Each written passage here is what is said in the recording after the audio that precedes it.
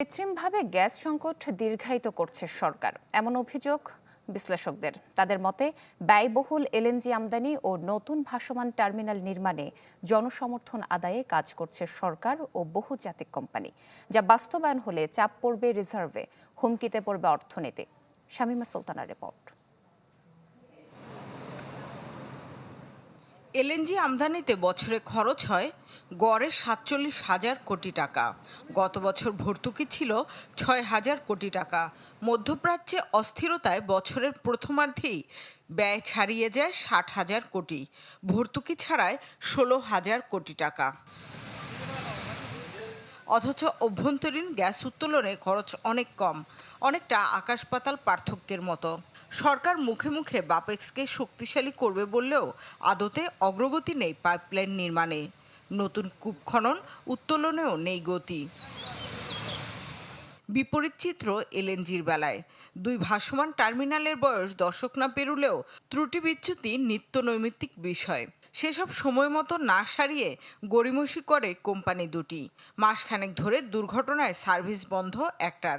সামিটেরটা ঠিক থাকলেও কার্গো খালাসে দেরি করে খোঁড়া যুক্তি দিচ্ছিল পরিচালন কোম্পানি এক্সিলারেট এনার্জি। নগদ নিয়ে এলো হার না মানা হার অফার। সর্বনিম্ন ১০,০০০ টাকা রেমিটেন্স নগদে পাঠালে থাকছে স্বর্ণের হার জেতার সুযোগ। অথচ কার্গো বসিয়ে রাখার খেসারতে বিপুল অঙ্কের জরিমানা গুনছে সরকার। আমি আপনাদেরকে আশ্বস্ত করতে চাই, এটি জনগণের সরকার, মানে এটি আপনাদের সরকার। এই কাজ করতে চেয়ে আমরা কোনো জায়গায় দেশের স্বার্থের সাথে কম্প্রোমাইজ করবো না ইনশাআল্লাহ। তবু এই ব্যয়বহুল সেতুস্থির পরিমাণ বাড়াতে চায় সরকার। যোগ হবে আরও ৪টি টার্মিনাল। বেশি দামে এলএনজি কিনতে যুক্তরাষ্ট্র, চীন সহ কয়েকটি দেশের সাথে চুক্তিও হয়েছে। সেই বাড়তি দাম সামলাতে পেট্রোবাংলার পরামর্শে গ্যাসের দাম বাড়ানোর প্রস্তাবনা তৈরি করছে বিতরণ কোম্পানিগুলো।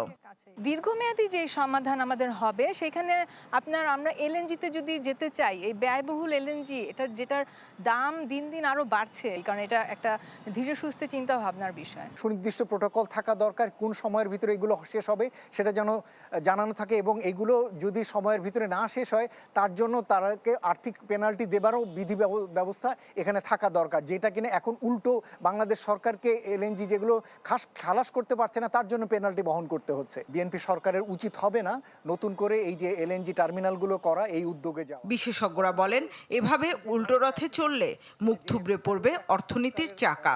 অভ্যন্তরীণ গ্যাস থেকে আমাদের একটা বড় চাহিদা আমরা মেটাতে পারি। শামীমা সুলতানা, চ্যানেল 24, ঢাকা।